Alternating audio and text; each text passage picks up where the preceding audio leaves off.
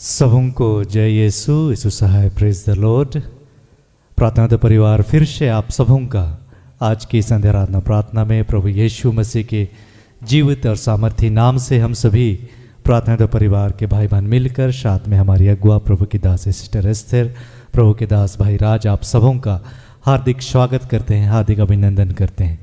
आशा है कि आप सबों पर ईश्वर की अनुग्रह, ईश्वर की कृपा, ईश्वर का प्रेम बना हुआ और आप निरंतर प्रभु की आज्ञाओं शिक्षाओं के अनुसार जीवन जीने का प्रयत्न कर रहे हैं।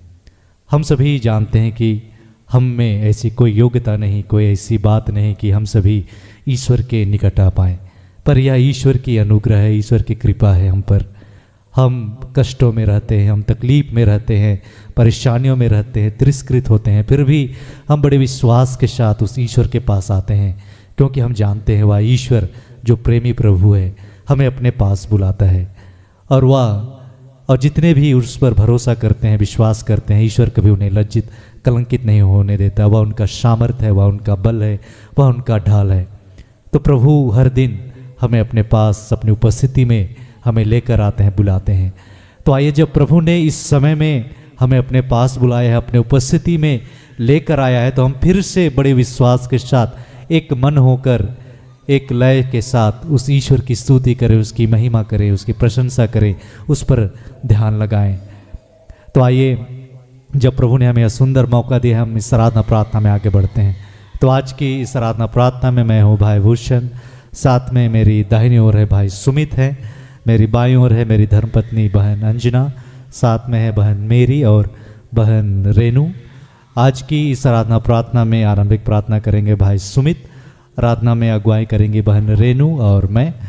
वचनों को मैं पढ़ूंगा और आज वचनों की उद्घोषणा और अंतिम विशेष आशीष की प्रार्थना होगी प्रभु के दास भाई राज के द्वारा। तो आप सभी हमारे संग इस आराधना प्रार्थना में बने रहें, हम सभी एक दूसरे के लिए प्रार्थना करें और प्रभु आज के दिन में जो आशीष हमें देना चाहते हैं, जो बातें हमें सिखलाना चाहते हैं, उन हर एक आशीषों को, उन हर एक बातों को आज हम फिर से ग्रहण करने वाले हो पाए। तो आइए हम इस प्रार्थना में आगे बढ़ें। धन्यवाद।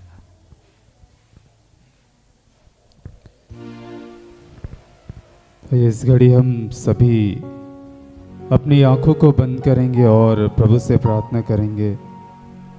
तो हम प्रार्थना में जाएंगे।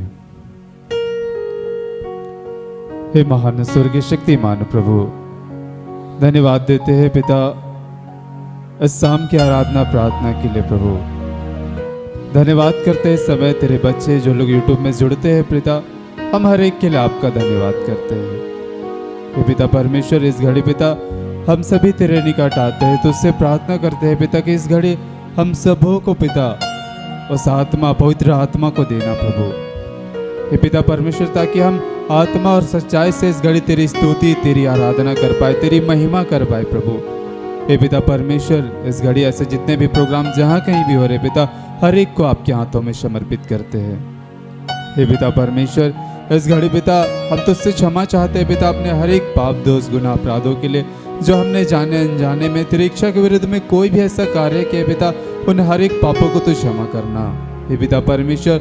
और धन्यवाद करते हैं पिता हमारे जीवन के पिता हर एक सुख के लिए, हर एक दुख के लिए, हर एक ऐसे परिस्थिति के लिए पिता जिनमें पिता हम ऐसे दुख में पड़ते हैं और तेरे निकट आ पाते हैं, तो उससे और जुड़ पाते हैं पिता। हम आपका धन्यवाद करते हैं हे पिता परमेश्वर। धन्यवाद करते अपने हर एक कमजोरी, निर्बलता, दुर्बलताओं के लिए पिता। हे पिता परमेश्वर, जब जब हम दुर्बल पड़ते हैं पिता, जब जब हम कमजोर पड़ते हैं, तब हम तेरे सामर्थ्य को महसूस कर पाते हैं पिता। हम आपका धन्यवाद करते हैं हे पिता परमेश्वर। इस घड़ी प्रभु जितने तेरे बच्चे आज के वचन को सुनेंगे, आपके गीतों को गाएंगे पिता, उन हर एक ऐसे बंधनों को तोड़ना पिता। हे पिता परमेश्वर, हम सबों को स्वतंत्र करना पिता। हे पिता परमेश्वर, हमारे अंदर आज जो डर है, भय है पिता, उन हर एक डर भय को तो दूर करना पिता। तूने कहा कि मैंने तुम्हें डर और भय का आत्मा नहीं वरन सामर्थ्य का आत्मा को दिया है। हे पिता हम आपका धन्यवाद करते हैं। हे पिता धन्यवाद करते हैं सिस्टर एस्थर, ब्रदर राज के लिए पिता, इस सेविकाई के लिए हम आपका धन्यवाद करते हैं। हे पिता परमेश्वर, जो आज के वक्ता है पिता, उनके मुख पे पिता तो अपने शब्दों को देना। तूने कहा बोलने वाला तुम नहीं लेकिन पिता का आत्मा होगा। तो पिता परमेश्वर आइए इस घड़ी अपनी आत्मा को दीजिए और हमसे बातचीत करना प्रभु। हे पिता धन्यवाद करते हैं कि आपने ऐसा कर दिया इसके लिए। धन्यवाद के साथ छोटी सी प्रार्थना यीशु के नाम से मांगते हैं। दया से सुनिए और स्वर्ग के राज्य में ग्रहण कीजिए। आमीन। आइए हम सारे जन प्रभु के इस गीत को गाएंगे। उनसे हर एक वो बात इस गीत के माध्यम से करेंगे और हर एक दुर्बलता, कमी, रोग, पीड़ा, कष्ट कुछ भी है, उस पिता का हम इस घड़ी धन्यवाद करेंगे। सब कुछ उनको सौंपते हुए कहेंगे, सारी सृष्टि के मालिक आप ही हैं। आइए हम आराधना में जाएं।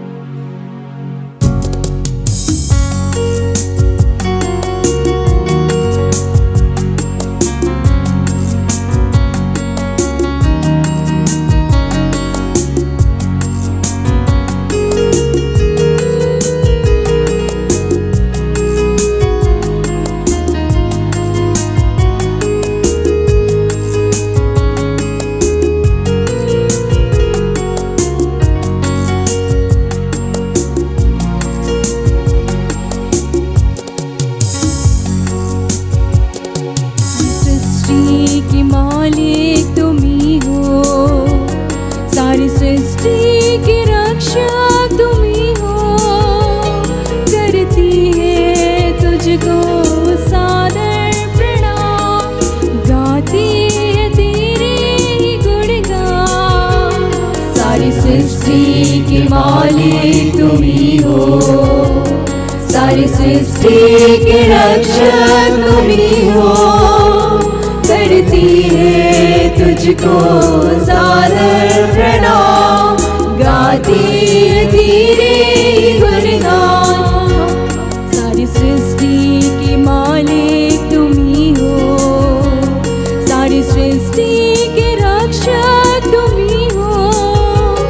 करती है तुझको सादर प्रणाम, गाती है तेरे गुणगान।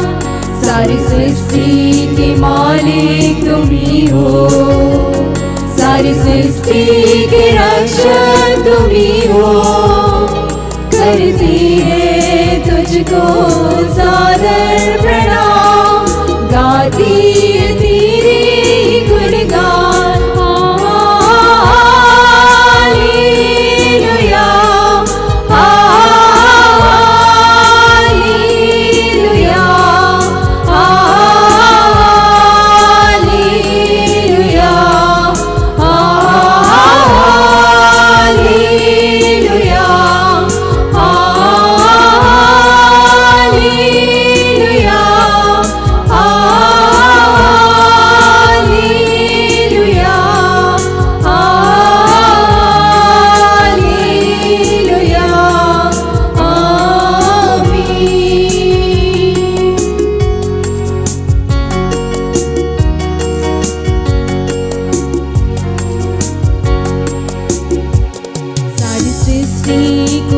तेरा सहारा, सारे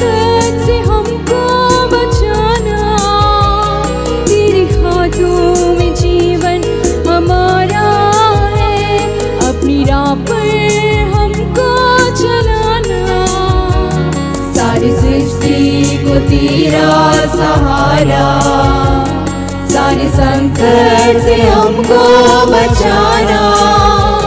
तेरे हाथों में जीवन हमारा है, अपनी राह पर हमको चलाना।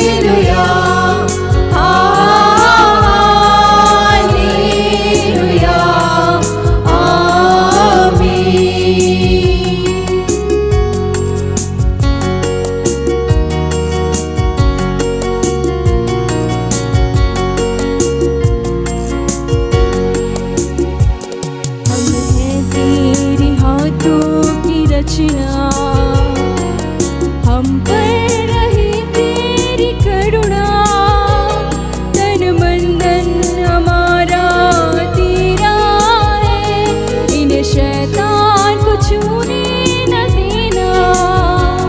हम है तेरे हाथों की रचना, हम पर रहे तेरी करुणा, तन मन धन हमारा तेरा है, इन शैतान को छूने न देना। Hallelujah, hallelujah, hallelujah, hallelujah, hallelujah,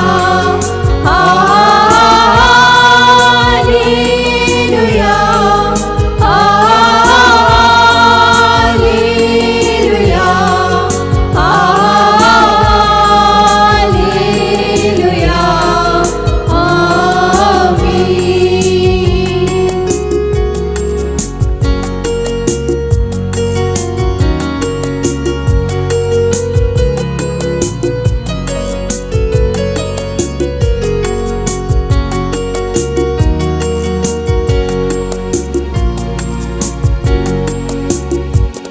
अब दूर नहीं है किनारा, नीरज को हमारे बढ़ाना, जीवन की हमारी इस नैया को सागर में खोने न देना। अब दूर नहीं है किनारा, नीरज को हमारे बढ़ाना, जीवन की हमारी इस नैया को सागर में खोने न देना। Hallelujah, hallelujah,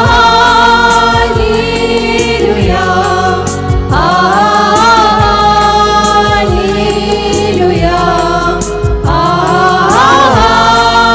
hallelujah, hallelujah, hallelujah, hallelujah, आमीन।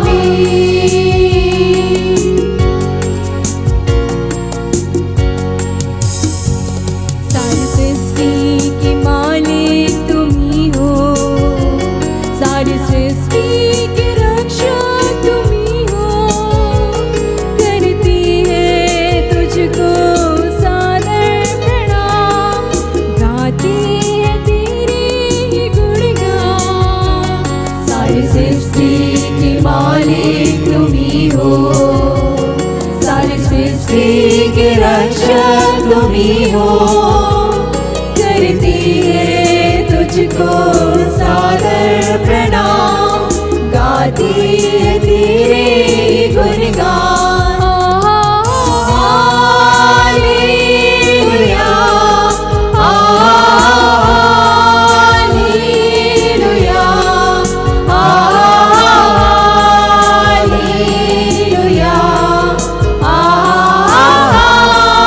हालेलुया, हालेलुया,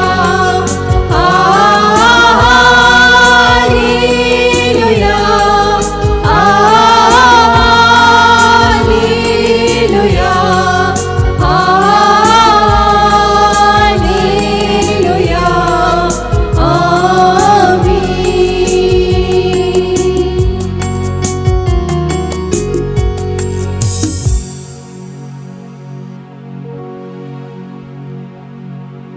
सचमुच में वह ईश्वर जो सारी सृष्टि का मालिक है, हमारे जीवन का स्रोत, हमारे जीवन का आधार, जो हमसे बेहद प्रेम करता है, और वह हर दिन हम पर अपनी अनुग्रह, अपनी कृपा, अपनी दया, अपने प्रेम को बनाए रखता है। हम दुर्बल हैं, कमज़ोर हैं, फिर भी वो हमें अपनी उपस्थिति में लेकर आता है, हमें संभालता है। जितने भी ईश्वर के निकट आते हैं, ईश्वर उनकी रक्षा करता है, उन्हें संभालता है। तो आइए इसे विश्वास के साथ उस प्रेम के लिए हम उस ईश्वर का पूरे दिल से, पूरे हृदय से हम धन्यवाद करें। आइए इस गीत के माध्यम से हम प्रभु की स्तुति करें।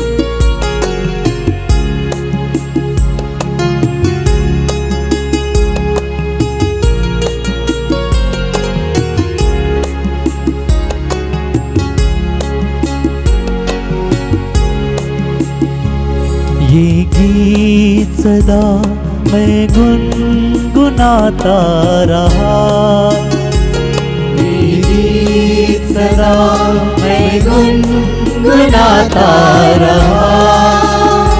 हर घड़ी दिल से ये बात कहता रहा, हर घड़ी दिल से ये बात कहता रहा।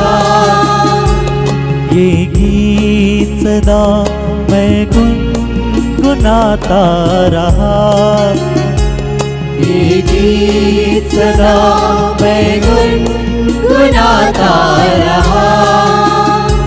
हर घड़ी दिल से ये बात कहता रहा, हर घड़ी दिल से ये बात कहता रहा। कितना मधुर, कितना कोमल, कितना सच्चा है तेरा प्यार। कितना मधुर, कितना कोमल, कितना सच्चा है तेरा प्यार। कितना मधुर, कितना कोमल, कितना सच्चा है तेरा प्यार। कितना मधुर, कितना कोमल, कितना सच्चा है तेरा प्यार। ये गीत सदा मैं गुनगुनाता रहा, हर घड़ी दिल से ये बात कहता रहा। ये गीत सदा मैं गुनगुनाता रहा।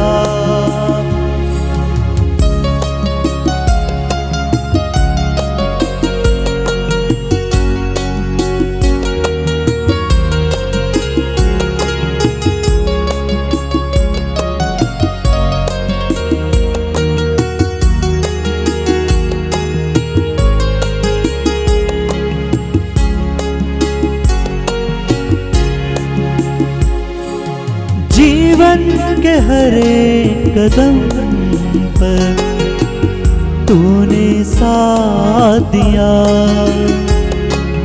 जीवन के हर एक कदम पर तूने साथ दिया।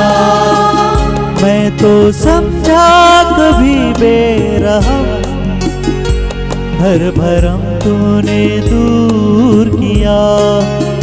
मैं तो समझा कभी बेरहम, हर भरम तूने दूर किया। जीवन के हर एक कदम पर तूने साथ दिया, जीवन के हर एक कदम पर तूने साथ दिया। मैं तो समझा कभी बेरहम, हर भरम तूने दूर किया। मैं तो समझा कभी बेरहम, हर भरम तूने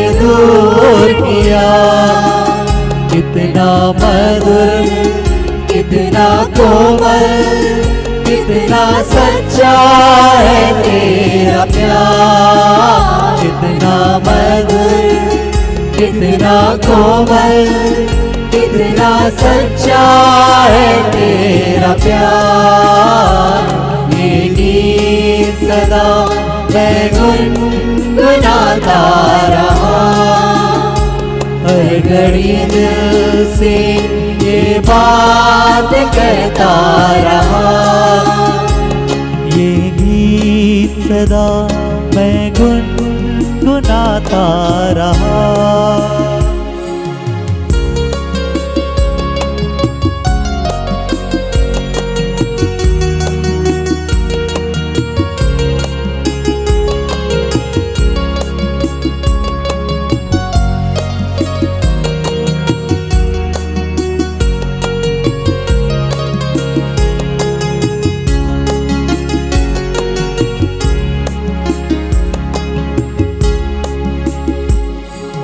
जीवन के हर एक गुनाहों को तूने माफ किया,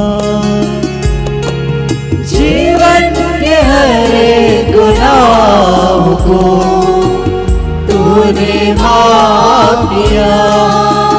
हम तो ठहरे पापी बेशरम, हर गुनाह तूने माफ किया। हम तो ठहरे पापी बेशरम, हर गुनाह तूने माफ किया। जीवन के हर एक गुनाह को तूने माफ किया, जीवन के हर एक गुनाह को तूने माफ किया। हम तो ठहरे पापी बेशरम, हर गुनाह तूने माफ किया। हम तो ठहरे पापी बेशरम, हर गुनाह तूने माफ किया। कितना मधुर, कितना कोमल, कितना सच्चा है तेरा प्यार, कितना मधुर, कितना कोमल, कितना सच्चा है तेरा प्यार।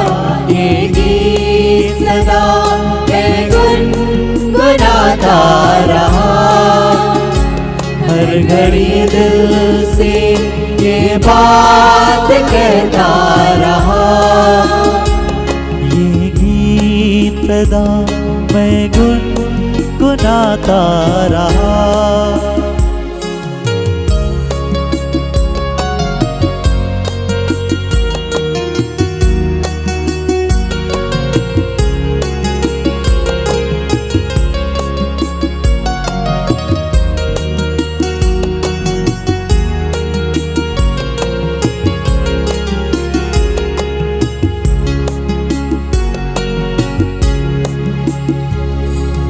जीवन के हर एक मोड़ पर तूने राह दिखाया, जीवन के हर एक मोड़ पर तूने राह दिखाया।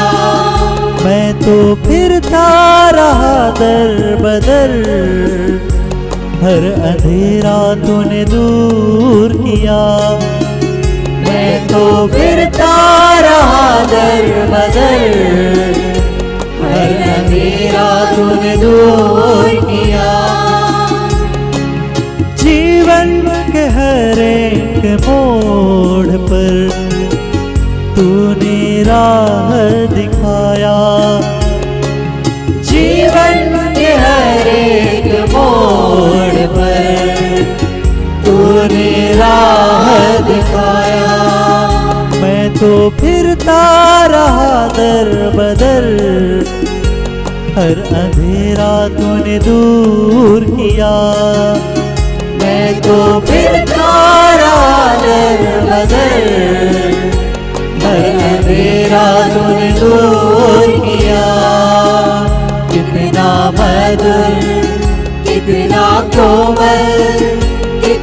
सच्चा है तेरा प्यार, कितना मधुर, कितना कोमल, कितना सच्चा है तेरा प्यार। ये गीत सदा मैं गुनगुनाता रहा, हर घड़ी दिल से ये बात कहता रहा। ये गीत सदा मैं गुनगुनाता रहा, हर घड़ी दिल से ये बात कहता रहा। ये गीत सदा मैं गुनगुनाता रहा।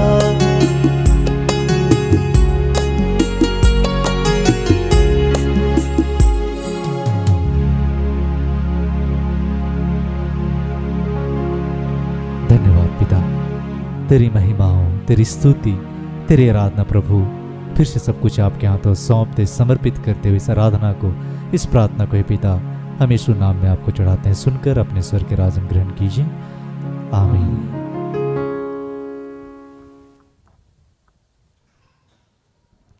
आइए हम आज के लिए ठहराए गए वचन को सुने, जिसे प्रभु ने हमें अपनी बेटी, अपनी दासी सिस्टर एस्तर के माध्यम से हमें दिया है। आज के लिए ठहराया गया वचन कुरिन्थियों के नाम संत पौलुस का दूसरा पत्र, अध्याय 12 वचन संख्या 9 और 10। वचन कहता है, किंतु प्रभु ने कहा, मेरी कृपा तुम्हारे लिए पर्याप्त है, क्योंकि हमारी दुर्बलता में मेरा सामर्थ्य पूर्ण रूप से प्रकट होता है। इसलिए मैं बड़ी खुशी से अपनी दुर्बलताओं पर गौरव करूंगा, जिससे मसीह की सामर्थ्य मुझ पर छाया रहे। मैं मसीह के कारण अपनी दुर्बलताओं पर, अपमानों, कष्टों, अत्याचारों और संकटों पर गर्व करता हूँ, क्योंकि मैं जब दुर्बल हूँ तभी बलवान हूँ। यहाँ तक यह प्रभु की वाणी है। ईश्वर को धन्यवाद।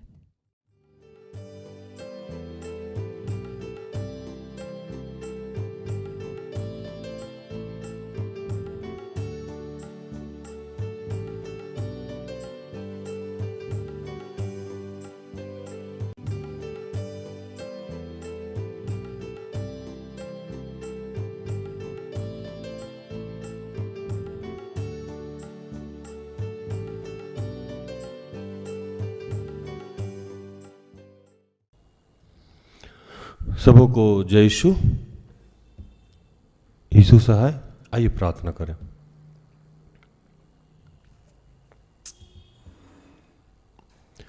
कि हे दयालु पिता, हे ईश्वर और पृथ्वी के सृजनहार, हे हम सबके रचयिता, हम तेरा धन्यवाद करते हैं आज के सुंदर और आशीषित दिन के लिए, जो तूने एक नए अध्याय के रूप में हमारे जीवन से जोड़ दिया। धन्यवाद प्रार्थनायोद्धा परिवार के लिए, और ऐसी जितनी संस्थाएं हैं, सेवकाई है, चर्च है, उन सबके लिए तेरा धन्यवाद। धन्यवाद करते हैं सिस्टर एस्तर के लिए, और ऐसे जितने तेरे दास दासी हैं, फादर हैं, पादरी हैं, प्रिस्ट हैं, बिशप हैं, उन सब के लिए तेरा धन्यवाद करते हैं कि प्रभु गर्भ से लेके अब तक तूने हमें संभाला, हमारी छोटी से लेके बड़ी सारी ज़रूरतों को अपने शाही खत्ते खोल के पूर्ण किया। हम तेरा धन्यवाद करते हैं प्रभु। तू जानता है कि हमें कुछ नहीं आता, और हमें अनेकों अनेक ऐसे कार्य करते हैं जो आपको पसंद नहीं है। उन तमाम कार्यों के लिए जो हमने आपकी इच्छा के विरुद्ध किया है, उसके लिए तुझसे क्षमा चाहते हैं। अपने पुत्र यीशु के लहू से धो के शुद्ध और पवित्र कीजिए। और पिता, जिस उद्देश्य से आप यीशु को पृथ्वी पर भेजे थे, उन्होंने शर्मिंदगी भोगा, वो मारे गए, गाड़े गए, और उनका पुत्र पुनरुत्थान हुआ। उसी अनुग्रह को फिर से आज हम सब पे दर्शाइए प्रभु। जो भी आज हम सबको आप सिखाना समझाना चाहते हैं, उसके लिए पिता, पुत्र, पवित्र आत्मा मदद करिए। ये आपके बगैर संभव नहीं है। जो भी डिस्टर्बेंस की बातें हैं, जो भी रुकावट की बातें हैं, वो सब यीशु के नाम से समाप्त करते हैं। धन्यवाद किया प्रार्थना प्रभु यीशु के जीवित और पवित्र नाम से मांगते हैं। दया से सुन और स्वर्ग के राज में ग्रहण कर। आमीन। आज जो वचन मिला हम लोगों को, वो दूसरा कुरिन्थ 12 का 9 और 10।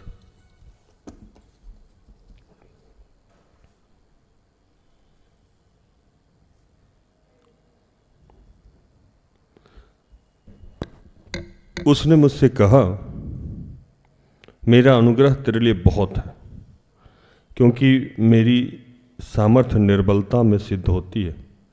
इसलिए मैं बड़े आनंद से अपनी निर्बलताओं पर घमंड करूँगा कि मसीह की सामर्थ्य मुझ पर छाया करती है। इस कारण मैं मसीह के लिए निर्बलताओं में, निंदाओं में, दरिद्रता में, उपद्रव में, संकटों में प्रसन्न हूँ, कि जब मैं निर्बल होता हूँ तभी मैं बलवंत होता हूँ।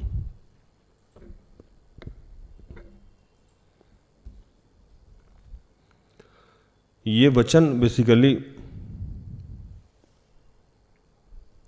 पौलुस से संबंधित है। पौलुस जो पहले साउल कहे जाते थे।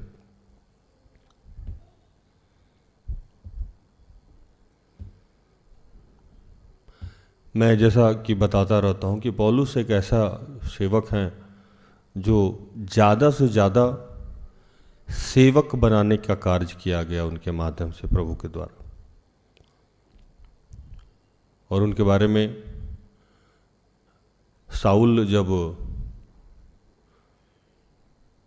पौलुस जब साउल थे तो उनके जीवन की जो बातें थी, वो बातें जो नए लोग हैं मैं उनको बताऊं कि उनका एक काम था, वो पुलिस विभाग में काम करते थे। आज की भाषा में मतलब राजा के अंडर में काम करते थे, और जिस धर्म को वो मानने वाले थे उस धर्म को बचाने के लिए उस समय जो लोग यीशु मसीह को मानने वाला था या यीशु मसीह के बारे में जो लोगों को बताता था, उसको वो बांध के मारते थे साउल।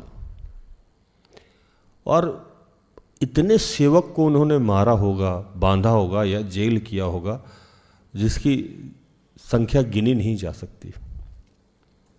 अचानक एक दिन वो अपने डिस्ट्रिक्ट से या अपने डिस्ट्रिक्ट से दूसरे डिस्ट्रिक्ट में वो जा रहे थे, और वारंट उनके हाथ में था यीशु के कुछ दास के प्रति, यीशु के कुछ प्रचारक के प्रति। और रास्ते में अचानक से एक आवाज़ आई कि हे साउल तू मुझे क्यों सताता है। इर्द गिर्द जितने लोग थे वो सब गिर पड़े, बेहोश हो गए। साउल भी बेहोश होकर गिर पाए और अंधे हो गए। आवाज़ सुनी उन्होंने जो आकाश से आ रही थी, आकाश की वाणी थी, और ये बार बार आवाज़ आ रहा था कि हे साउल तूने मुझे क्यों सताया। अंधे हो गए और अंधे होकर कहीं जाके 3 दिन और 3 रात बिताया उन्होंने। तो प्रभु एक वहाँ कुछ ही दूरी पे, जहाँ ये रात में रुके हुए थे साउल, कुछ दूरी पे प्रभु के एक दास रहते थे, जिसको उन्होंने प्रेरित किया कि जाके साउल के लिए प्रार्थना करो। तो वो दास बोला कि प्रभु मैं उसे जानता हूँ, वो ऐसा व्यक्ति है कि आपके कितने सारे दासों को मार डाला है, जो यीशु के बारे में प्रचार करते हैं उनको जेल भेज दिया, मार डाला है, और आप कह रहे हैं कि उसी के बारे में आप जाके प्रार्थना करिए, उसके सर पे हाथ रख के प्रार्थना कीजिए। तो प्रभु वहाँ कहते हैं कि हाँ तू जा। पवित्र आत्मा उनको कहता है, यीशु का आत्मा कहता है कि तू जा, और जितना दास उसने मारा है उससे कहीं अधिक संख्या में, बहुत भारी संख्या में उसके माध्यम से दास तैयार किए जाएंगे।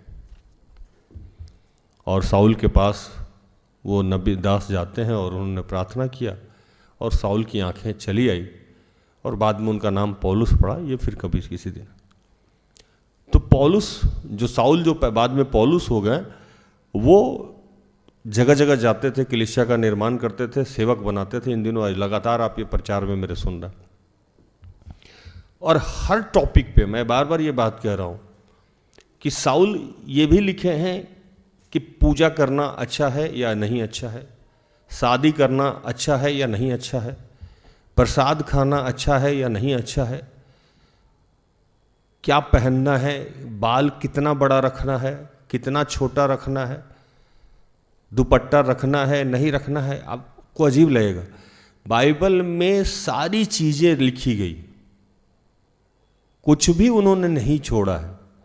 इनकम टैक्स देना है नहीं देना है, सेल टैक्स देना है नहीं देना है, जीएसटी भरना है नहीं भरना है, किसी के यहाँ घर जाना है तो रुकना है नहीं रुकना है, कितने दिन रुकना है। ऐसा कुछ नहीं है जो साउल ने, पौलुस ने बाइबल में नहीं लिख रखा हो। बच्चा कैसे होना चाहिए, बच्चा का परवरिश कैसे होना चाहिए, घर में एकता कैसे रखना चाहिए, हर बात में। मतलब नया नियम का तो मैं इतना कायल हूं कि अगर नए नियम को आप पढ़ लें और उसको धारण कर लें तो जीवन में किसी चीज की आवश्यकता नहीं पड़ेगी, आपको सब पता है। और आज जो टॉपिक है जिस पे प्रभु का आत्मा बताने के लिए कहा कि आज सबसे ज्यादा जो परेशानी का सबब है हम सब लोगों में, कि हर आदमी कष्ट में है, और वो जो दुर्बलता है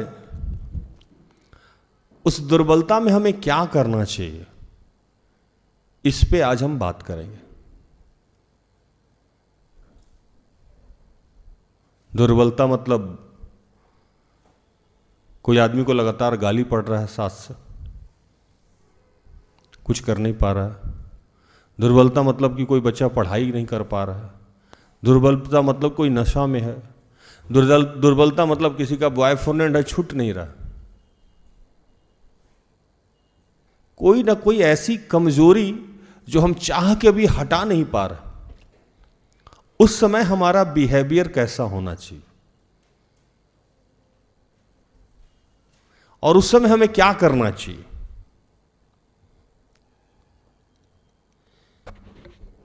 और मुझे लगता है ये अति आवश्यक है हम सबके जीवन के लिए कि आखिर में बाइबल इस बारे में क्या कहता है।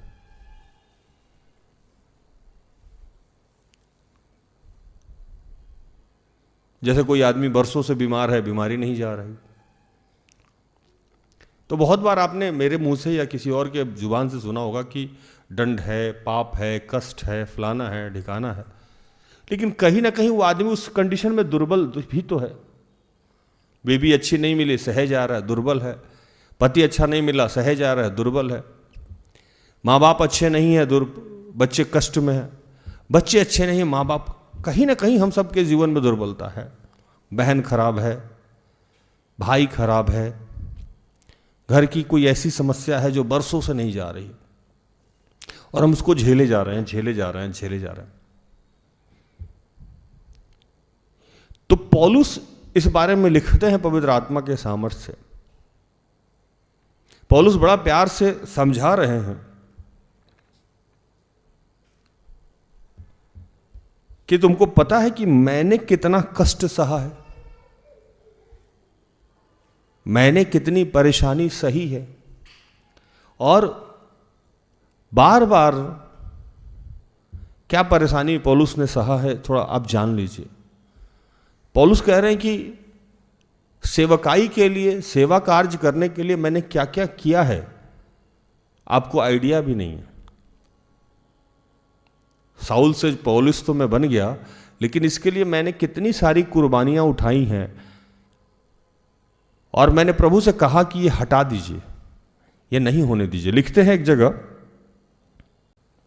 कि मैं बहुत ज्यादा परिश्रम करता हूं, मैं दिन रात परिश्रम करता हूं।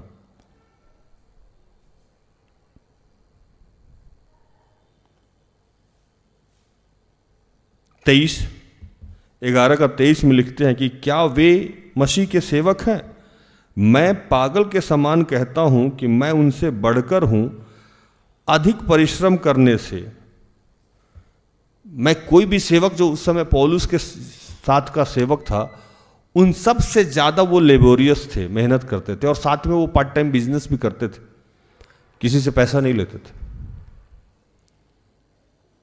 उनका टेंट लगाने का काम था।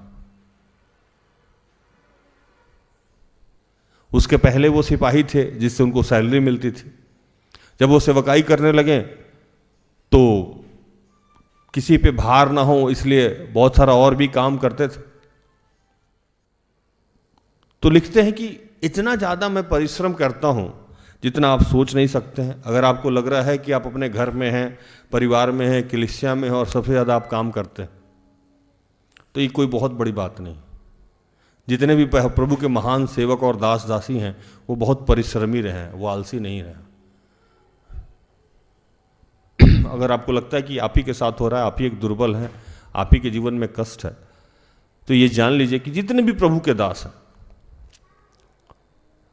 उनका सबसे पहला कर्तव्य ही होता है कि वो मेहनती होते हैं। भूषण भाई, अब मेहनती का मतलब ये नहीं कि वो बैठ के कुदाल चला रहे हैं, लेकिन उनका जो अपना कर्तव्य है उसका वो निर्वहन करेंगे। जैसे मैं अपने घर का आज भी अपना बाथरूम साफ करता हूं। सिस्टर एस्टर अपने घर का बाथरूम साफ करती हैं, घर में खाना बनाती हैं, और टाइम से यहां मुझे लगता है कि वो पहुंच जाती हैं, 8:30-9 बजे तक पहुंच जाती है। कई बार मेरी वजह से वो लेट होती हैं, 9:30 तक पहुंच जाती हैं।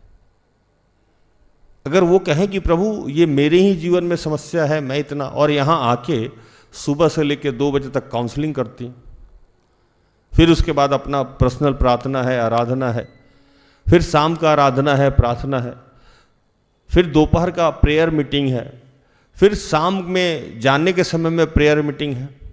इसके अलावा जितने सारे रिक्वेस्ट आते हैं उन सब का आंसर करती हैं वो लिख के, 100 हो चाहे 1000 हो। हम लोग जब कुर्सी पे बैठते हैं सुबह 9 बजे, 9:30 बजे, 10 बजे, और 2 बजे तक बैठना पड़ता है लगातार, या 7 बजे तक, तो कमर हमारा जो है ना अकड़ा हुआ रहता है, पैर लंबा होने के कारण सुन्न पड़ा रहता है। किसी दिन अगर उपवास में है तो लगातार हम लोग बोलते रहते हैं मुस्कुरा के, उफ तक नहीं करते हैं। कोई भी प्रभु का दास अगर वो दास है और उस जगह पे बैठा हुआ है, इसका मतलब कि वो आपसे ज्यादा मेहनत किया होगा। और सिस्टर एस्टर की जो पहले के जीवन जो लोग जानते हैं, जो प्राइमरी स्टेज में जब ये सेवकाई शुरू की थी, जिस समय मैं भी नहीं जुड़ा था, 1-1.5 साल का वो समय था, उस समय अपने घर का भी काम करती थी, और जहाँ रहती थी वहाँ ऑफिस का, मतलब जहाँ वो लोगों से मिलती थी, सुबह 4 बजे उठना, नहाना, बाथरूम साफ करना, झाड़ू पोछा करना। उस समय मेरी भी नहीं थी, माँ की लोग भी नहीं था, मतलब कोई सहयोगी लोग नहीं था, सिंगल, और वो मेहनत करती थी। पौलुस यहाँ लिखते हैं कि तुम जो आज कह रहे हो कि मैं मसीही में सेवक हूं या मेरे जीवन में इतना कष्ट है, तो तुम मुझसे ज्यादा मेहनत नहीं किए हो, मुझसे ज्यादा मेहनत नहीं किए हो। और दर्द सहने की बात तो पौलुस लिखते हैं, मैं बार बार कैद होने में, कोड़े खाने में, बार बार मृत्यु का जोखिम सहा हूं। पौलुस कहीं भी जाते थे लोग उनको अरेस्ट कर लेता था और बार बार जेल चले जाते थे, बार बार उनको पकड़ के पीटा जाता था। लिखते हैं कि 5 बार 5 बार मैंने यहूदियों के हाथ से 39 कोड़े खाए हैं। 11 का 24, कितनी बार?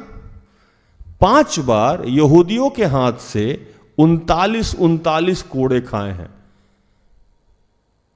कैन यू बिलीव कि किसी आदमी को हर कुछ दिन के बाद पकड़ा जाता हो और 39 कोड़ा गिन के मारा जाता हो,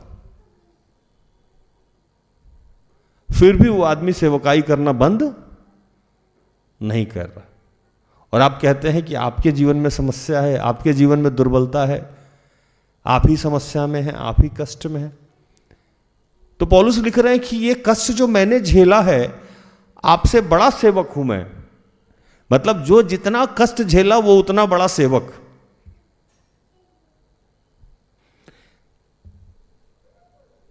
लिखते हैं कि 3 बार मैंने बेत खाई है। 3 बार पौलुस को बेत से मारा गया है। 25, उसी का 25 पढ़िएगा। तो 3 बार बेत से मारा गया उनको। बेत समझते हैं ना? और लिखते हैं 1 बार मुझ पर पथराव किया गया, पत्थर से पौलुस को मारा गया। जहाज पर कितनी बार डाकुओं ने लूटा। एक बार उनका जहाज क्रैश कर गया था, तो 2 दिन 2 रात वो समुद्र में ही थे, पानी में। कह रहे हैं कष्ट की बात आप लोग करते हैं। एक बार मैं यूथ क्लास में 13-14 में बता रहा था कि पौलुस जहां जिस जेल में थे उस जेल में शहर का सारा गंदा पानी जा रहा था और पौलुस कमर तक गंदे पानी, पोटी का पानी में खड़े होके और कहते थे कि हर बात में ईश्वर का धन्यवाद करो।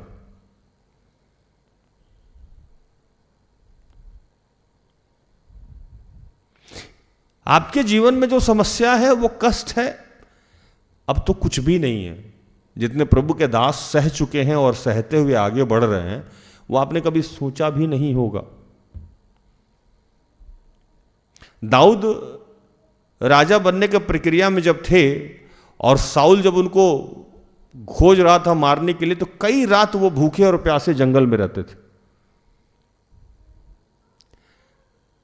अगर आप अयूब की बात करें जो बहुत पॉपुलर कहानी है, तो अयूब की स्थिति आप जानते ही हैं। यूसुफ बचपन में उसके भाई लोगों ने उसको गड्ढे में फेंक दिया, बेच दिया, ये सारा कुछ आप लोगों को पता है। कोई ऐसे महान लोग नहीं हैं जिनके जीवन में समस्या नहीं आई होगी। दुर्बल, कमजोर, लाचार सिर्फ आप ही नहीं हैं।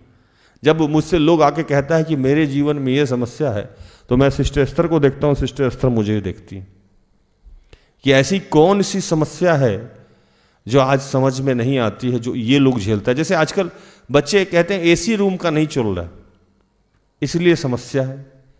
हम लोग उस घर से आए हैं जहां ना पंखा था ना बल्ब था,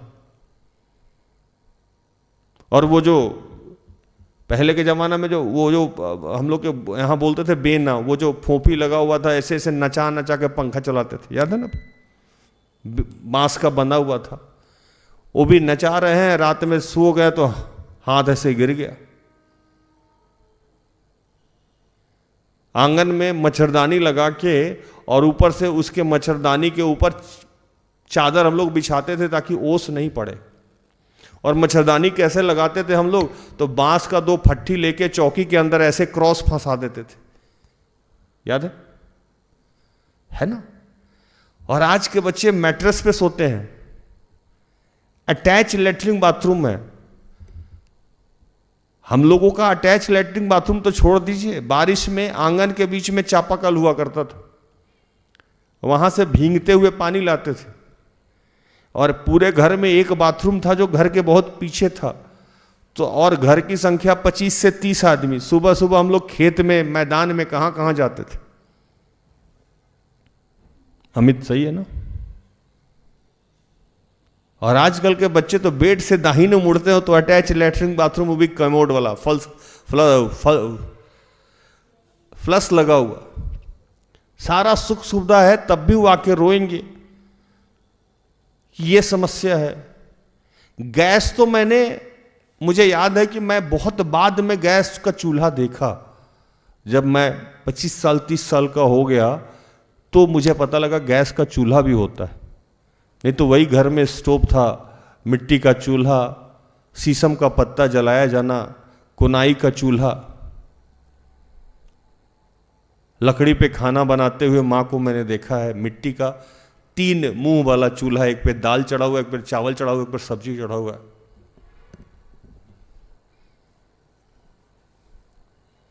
घर में नॉनवेज अगर आ गया तो मारा मारी होता था कि लेग पीस किसको मिलेगा। मुर्गा तो एक ही भैया, 2 ही पैर वाला है ना। 2 पीस गिन के मिलता था, उसमें इतना सारा ग्रेवी मिलता था, उसको आदमी बचा के रखे हुआ है, एक एक बाइट काट काट के खा रहा है और उसका वो ग्रेवी डाल रहा है। अमित सही है कि नहीं? भात इतना है, मजा ले रहा है उसी 2 पीस में कि आज मुर्गा खाएंगे। आजकल के लोग कहते हैं कि समस्या है। क्या समस्या है?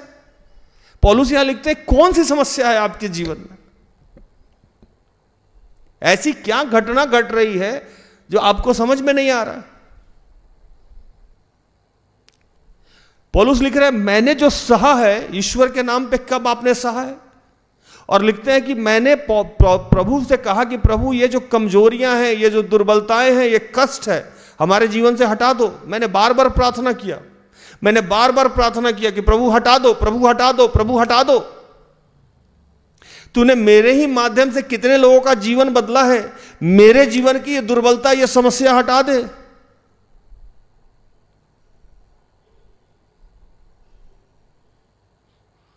अजीब लगता होगा ना, सिस्टर एस्तर प्रार्थना करती हैं, लोगों को आशीष मिलता है, और वही बेचारी पेट दर्द को झेलती रहती है। क्यों? इसलिए कि हमारी दुर्बलताओं में प्रभु का सामर्थ्य प्रकट होता है। जब हम दुर्बल होते हैं तो प्रभु अपने सामर्थ्य को दिखाता है। किसी अमीर आदमी को अगर अमीर बना दे तो उसकी महिमा होगी, किसी गरीब को वो अमीर बना दे तो महिमा होगी। किसी बाइबल स्टडी किया हुआ बंदे को अगर यहां बैठा के बाइबल बताए तो आपको आश्चर्य होगा? नहीं होगा। मेरे जैसा बेवकूफ आदमी जो बाइबल नहीं जानता है, उसके माध्यम से जब पवित्र आत्मा बोलता है तो आपको आश्चर्य होता है। तो प्रभु कहा जो आपके अंदर कमजोरी है, दुर्बलता है, उस पे आपको घमंड करना है, खुश होना है, हैप्पी। क्यों? तो यही दुर्बलता एक वजह बनेगा जो यीशु मेरे जीवन में अपने सामर्थ्य को दिखाएगा। जैसे परसों मैंने अपने पिताजी को फोन किया शाम में। पिताजी ने कहा कि तुम बहुत महान बेटा हो मेरा। मैं बालकोनी में 2 मिनट के लिए स्तब्ध रह गया, क्योंकि मुझे याद आया कि बचपन में कहते थे लफुआ बेटा है मेरा, ये नहीं सुधरेगा, खानदान का नाम हंसवाएगा। कितनी बार पकड़ पड़ के बांध के मारते थे। उनके मुंह से जब निकला कि महान बेटा है, मैंने कहा प्रभु धन्यवाद, आपका सामर्थ्य प्रकट हो रहा है जीवन। हालेलुया। सिस्टर एस्तर जो बचपन में गरीबी झेली, पिताजी नहीं रहे, मां नहीं रही, कोई साथ नहीं दिया, जो लोग कभी इनको अच्छा नहीं कहा, किसी ने इनके कैरेक्टर पे उछाला, किसी ने इनके जीवन की बहुत सारी बातें कही, किसी ने कुछ कहा, किसी ने कुछ कहा, किसी ने कहा कि ये जादू टोना करने वाली। एक चाचा थे इनके जो हमेशा शराब पी के ड्रामा करते थे, और उन्हीं के बच्चों को ये पाला पोसा करती थी, ध्यान रखती थी। आज जब वही लोग अपॉइंटमेंट लेके इनसे मिलते हैं तो प्रभु की महिमा होती है कि नहीं होती? होती है ना। आज वही लोग अपने घर में सिस्टर एस्तर के माध्यम से प्रार्थना करवाना चाहते हैं। अगर प्रभु उसी समय इनकी प्रार्थना को सुन लिया रहता और वो सारे अच्छे हो जाते, बदल जाते, तो आज प्रभु की महिमा होती? नहीं होती, बिल्कुल भी नहीं होती। पौलुस यही बात समझा रहे हैं कि अपनी 10 पढ़ो।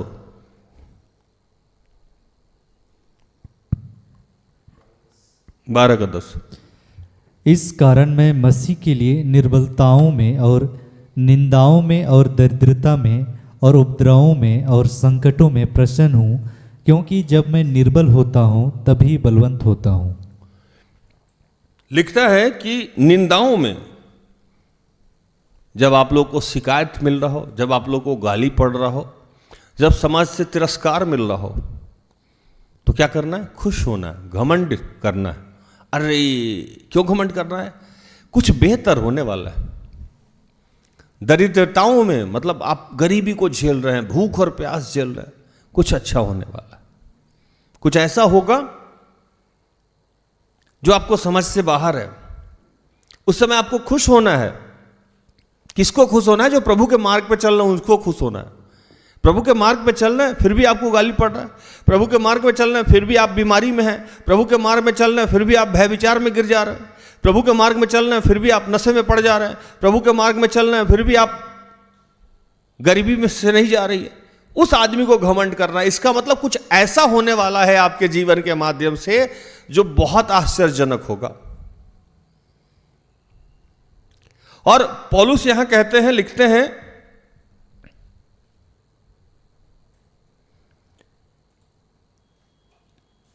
कि जब मैंने इसके लिए प्रार्थना की कि प्रभु ये हटा दे, कि मेरे माध्यम से बहुत सारे लोग आशीषित हुए हैं, लेकिन मेरे जीवन में फिर भी ये समस्या है। अब वो किस समस्या पे बात कर रहे थे वो जाने, प्रभु जाने। यहां तो इतने सारे कष्टों का उन्होंने वर्णन किया।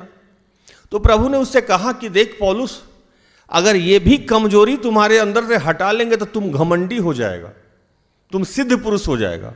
कुछ तो कमजोरी तुम्हारे अंदर रहने देते हैं ताकि तुम गिड़गिड़ाओ, मेरे पास आओ। पढ़िए वचन, पढ़िए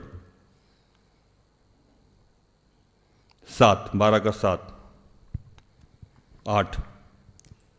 इसलिए कि मैं प्रकाशनों की बहुतायत से फूल न जाऊं, मेरे शरीर में एक कांटा चुभाया गया, अर्थात शैतान का एक दूत कि मुझे घूंसे मारे ताकि मैं फूल न जाऊं। इसके विषय में मैंने प्रभु से 3 बार विनती की कि मुझसे यह दूर हो जाए। अब समझिए आप बात को, बड़ा ध्यान से समझिएगा, कोऑर्डिनेट कर लीजिएगा।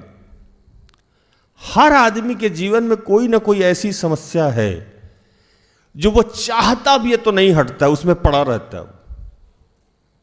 बाकी सब जगह जाके स्ट्रांग हो जाएगा, वहां जाके वीक हो जाएगा। अब जैसे एक उदाहरण देते हैं कि कोई आदमी है, बहुत अच्छा काम कर रहा है, बहुत अच्छा है, लेकिन नहीं चाहते हुए कई बार वह विचार में पड़ जाता है। कोई आदमी है जो बहुत अच्छे से काम कर रहा है, लेकिन कभी ना कभी 1 पैक दारू पी लिया, 2 पैक दारू पी लिया। कोई आदमी है जो सब कुछ अच्छा कर रहा है, लेकिन उसकी बीवी है जो उससे कंट्रोल नहीं हो रही है, चिढ़ जा रहा है। कोई व्यक्ति है जो सब जगह ठीक है, लेकिन उसका पति कहीं ना कहीं कुछ ऐसा हो जा रहा है कि वो ठीक हो नहीं पा रहा। कोई आदमी जो बहुत मेहनत कर रहा है, लेकिन फिर भी पैसा इकट्ठा नहीं कर पा रहा है, घर बना नहीं पा रहा है। कुछ ना कुछ प्रभु जान के छोड़े हुआ है आपके जीवन में। उसने वो कहा कि शैतान को रखा है घूसा मारने के लिए, मतलब बीच बीच में औकात याद दिलाने के लिए कि तुम्हारा औकात यही है। प्रभु बोला कि सब कुछ अगर ठीक कर देंगे तो हम इंसान को जानते हैं, फिर वो मेरे पास नहीं आएगा। अब मान लीजिए किसी का शादी भी हो जाए, बच्चा भी हो जाए, ट्रांसफर होकर पति पत्नी एक ही साथ रहने लगे, है कि नहीं? मकान भी बन जाए, गाड़ी भी बन जाए, तो वो आदमी फिर जाएगा, पीवाई आएगा क्या? वो नहीं आएगा। क्यों आएगा? तो उस शैतान को रखे हुआ है, भाई टाटा रख इसको, है ना। घर में पानी का समस्या रख, बिजली का समस्या रख, कुछ ना कुछ रख, ताकि बीच बीच में गुस्सा पड़ते रहे। जब गुस्सा पड़ेगा, हे प्रभु, वो जान के रखा हुआ है, कुछ ना कुछ रहेगा ही रहेगा। मैंने देखा है कि जितने लोग ज्यादा सिद्ध होने का प्रयास करते हैं, मैं कई बार मजाक में कहता हूं भी लोगों को कि मस्जिद में नमाज पढ़ लेते हैं, मंदिर में पाठ कर लेते हैं, इंसान से कहीं खुदा ना बन जाए इसलिए बीच में पाप कर लेते हैं।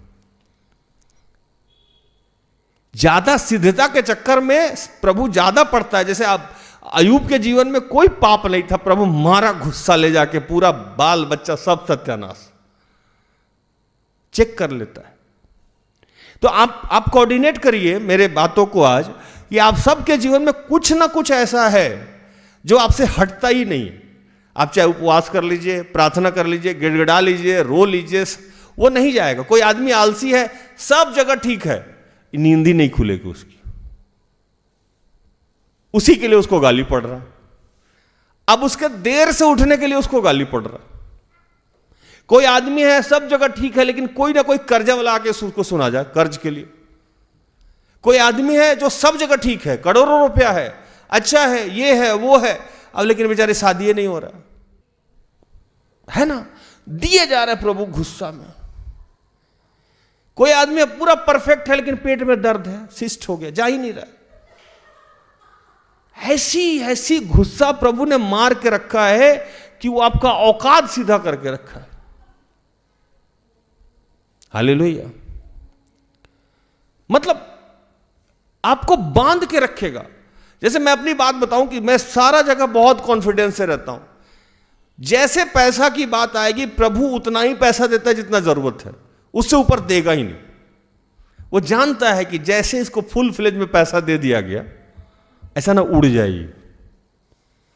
इसलिए होले होले धीरे धीरे एक प्रचार मेरे मन में बहुत दिनों से तैयार है, अगर किसी दिन मन्ना काल और अभिषेक काल। मन्ना काल क्या होता है? जैसे अपने प्रभु अपने दास को 3 कैटेगरी में रखता है। यह आज का प्रचार नहीं है, मतलब अभी आया तो मैं बता दे रहा हूं, इस पे किसी दिन प्रचार होगा। प्रभु अपने दास को 3 काल में रखता है अमित भाई। पहला जो विश्वासी बनाता है, वो विश्वास का हम सबको दान मिल गया, तो जब हम विश्वासी बन गए तो ठीक है। उसके बाद प्रभु कॉल करता है कि आ जाओ मेरे पास। तो पहला विश्वासी बने, लेकिन हम प्रभु के बुलाहट को नहीं जाने, तो हम नहीं गए प्रभु के पास, उसकी बात नहीं कर रहे। तो दूसरा फेज कि हम प्रभु के मार्ग पे अब चलना शुरू किए, तो प्रभु मन्ना काल में लेके जाता है। मन्ना काल मतलब मन्ना काल में होता क्या था कि जितना भोजन चाहिए उतना ही सुबह में मिलेगा आपको, ज्यादा रखिएगा तो सड़ जाएगा। तो दूसरा मन्ना काल, तो प्रभु, और तीसरा अभिषेक, स्वर्गीय राज्य अभिषेक काल होता है सेवक का। तो राजकीय अभिषेक किसका था? दाऊद का हो गया था, सुलेमान का हो गया था, और आज के डेट में जॉयस मेयर का राजकीय अभिषेक हो गया, दिनाकरण साहब के परिवार का राजकीय अभिषेक हो गया। लेकिन हम और सिस्टर एस्तर, भूषण भाई, अमित भाई, रेनू, ये जितने लोग, हम लोग मन्ना काल में, हम लोग को प्रभु सुबह में उतना ही देता है जितना हम लोग को इस्तेमाल करना है। जिसकी जितनी आवश्यकता है वो जानता है, उसके हिसाब से उसको उतना दे देता है।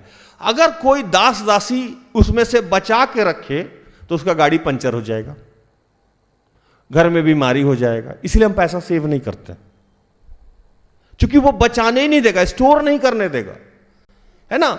तो हम लोगों का क्या है? हम लोग का मन्ना काल है। हम लोग को प्रभु उतना ही देता है।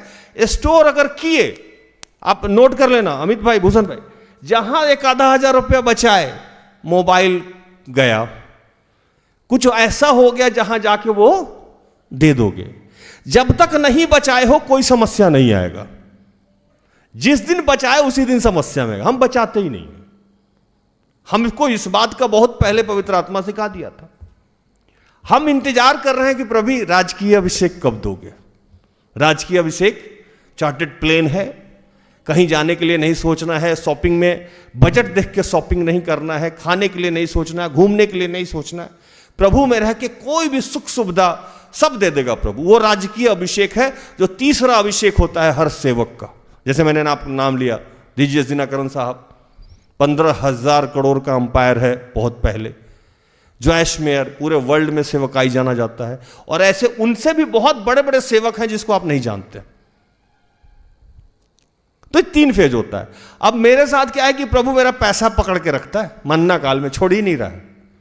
छोड़ क्यों नहीं रहा है? अभी और मेरे अंदर दुर्बलता है, और मुझे पुलपिट पे जाना है, और मेहनत करना है। तो प्रभु एक टाइम के लिए रखा हुआ है। वो जान रहा है कि अभी राजकीय अभिषेक के लायक नहीं हुआ है, धीरे धीरे जाएंगे, अंश करके बदलेंगे। तो अभी मैं इस पैसा के लिए प्रार्थना ही नहीं करता हूं, क्योंकि वह शैतान की तरफ से रखा हुआ गुस्सा मारने के लिए। मैं नहीं कहता हूं कि मुझे पैसा दे दो, मैं जानता हूं कि उसको जब मर्जी होगा दे देगा। मैं अन्य सारे विषय पे प्रार्थना करता हूं, पैसा के लिए आज तक मैंने प्रभु से नहीं मांगा। मेरे जीवन की यह दुर्बलता है जो पकड़ के रखता है वो, कि और पवित्रताई में जाओ, और अधिकाई से अपने आप को बदलो, और जो बनो।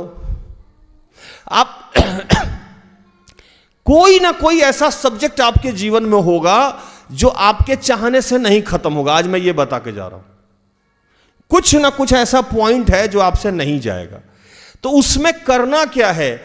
आज से उस सब्जेक्ट के लिए आपको खुश रहना शुरू करना हो, दुखी नहीं। पहला काम कि जो भी वो ऐसा सब्जेक्ट है जिसको घूसा मारने के लिए रखा गया है, उस सब्जेक्ट पे खुश होना शुरू कर दीजिए।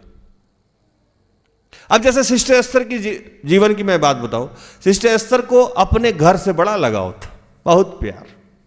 प्रभु घर जाने ही नहीं दिया।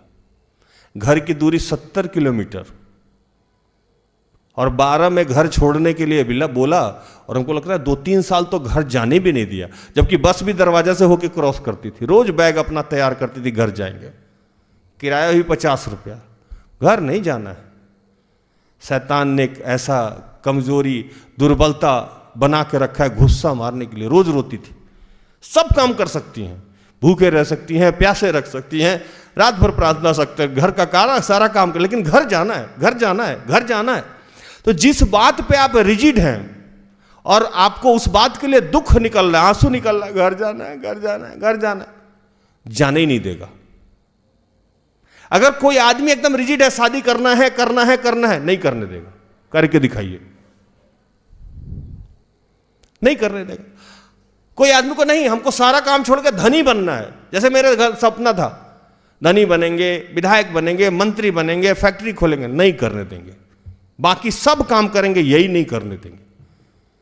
गुस्सा मार के रखता है। आप जहां प्रभु को चैलेंज किए कि प्रभु 100% हमको फ्री कर दो, प्रभु बोलेगा तुम प्रभु की हम प्रभु, तुम प्रभु की हम प्रभु, हम ईश्वर है ना, हम जानते हैं कि तुम्हारे साथ क्या करना है। मैं ऐसे हजारों लोगों के बारे में आपको बता सकता हूं, और मुझे लग रहा है कि आप जितने लोग अभी जुड़े हो उन सब के जीवन में कोई ना कोई ऐसा पेंच है। जैसे मैं शुरू में सेवकाई करता था यहां, तो मैंने कहा कि इस सेवकाई में हमेशा कोई ना कोई ऐसा रहता था जो सिस्टर स्तर पर झांव झांव झांव झांव करता था, कमांड करता था। मैंने कहा प्रभु ये कब हटाओगे?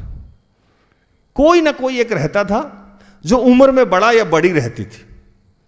अब वो एस्तर इधर, एस्तर उधर, ये पानी ठीक नहीं है, वो तेल ठीक नहीं है, उधर झाड़ू नहीं लगा, उधर गंदगी नहीं लगा।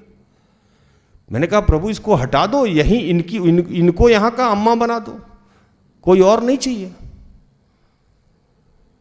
यही यहां की बॉस है, इनके ऊपर अगर कोई बॉस रहा तो ये सेवकाई समस्या में रहेगा। मैंने कितना उपवास प्रार्थना किया होगा, अभी कुछ दिनों से सिस्टर एस्तर के ऊपर कोई भी यहां नहीं है, लेकिन फिर भी घर में जश्न आती है। अब उनको नहीं हटा सकते ना हम। अब उनसे जाती हैं, पूछती हैं दीदी चावल क्या बनेगा, खाना क्या बनेगा। मैंने कहा ये आपके ऊपर गुस्सा है, कहीं तो एक आदमी मिलेगा आपको, है ना, कहीं तो एक आदमी मिलेगा जो आपको एकदम दबा के रखेगा, आपको बताएगा तुम मैया हो, तुम छोटी हो, तुम बाबू हो, एकदम दबा के रखेगा। कोई ना कोई ऐसा पॉइंट है आपके जीवन में, एकदम आज और प्यार से बैठेगा पवित्र आत्मा के साथ, वो आपका निकलेगा नहीं, वो कांटा है, चुभा हुआ है। और पौलुस के जीवन में भी वो कांटा था, चुभा हुआ था। पौलुस कहता था प्रभु हटा दे, सब बात के लिए प्रार्थना करते हैं, हटा देते, ये क्यों नहीं हटाते थे? प्रभु बोला ना, घमंडी हो जाओगे, घमंड हो जाएगा, फूल जाओगे कि एक तो पहले से इतना अभिषेक हो, पवित्र आत्मा से भरे हुए हो, अब तुम्हारे जीवन में कोई समस्या ही नहीं है, तुम किसी को अपने में लगाओगे नहीं, इसीलिए रहना जरूरी है। ये हम जानते हैं कब हटेगा। दिनाकरण साहब के गले में घाव था और भी कई समस्याएं थी, उनके माध्यम से मुर्दे जी जाते तो उनका घाव नहीं जाता था।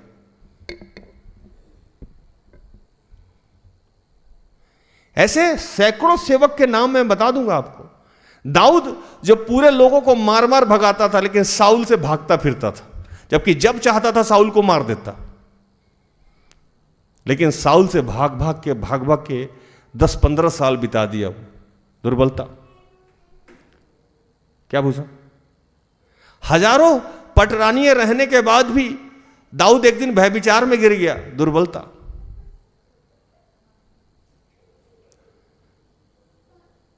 हर आदमी के, हर दास दासी जो बन रहा है या बनने के प्रोसेस में है, कुछ ना कुछ कमी होगी। आज से आपको उस पर खुश होना है। क्यों खुश? इसलिए होना है कि इसी माध्यम से कुछ इतना बड़ा अभिषेक होने वाला है, या इसी माध्यम से कुछ ऐसा आपके जीवन में होने वाला है जिसकी कल्पना भी आपने नहीं की होगी। हालेलुया। जिसकी कल्पना आपने नहीं की होगी। प्रभु बोला कि वो जो आपकी जीवन की जो समस्या है, जो दुर्बलता है, जो आप बरसों से चाह रहे हैं खत्म हो जाए, वो नहीं हो रहा है, तो एक काम अगर आप नहीं करते हैं तो कहिए कि प्रभु धन्यवाद, मेरा विवाह नहीं हुआ, धन्यवाद मैं निसंतान हूं, धन्यवाद मैं कर्जे में हूं, धन्यवाद मेरी सास डाइन की तरह दिए हो है, धन्यवाद मेरा ससुर दारू पी के ड्रामा करता है। धन्यवाद मेरा पति गजेड़ी है। धन्यवाद कर्ज मेरे जीवन से जाती नहीं है। धन्यवाद मैं काला हूं इसलिए लोग मुझे चिढ़ाता है।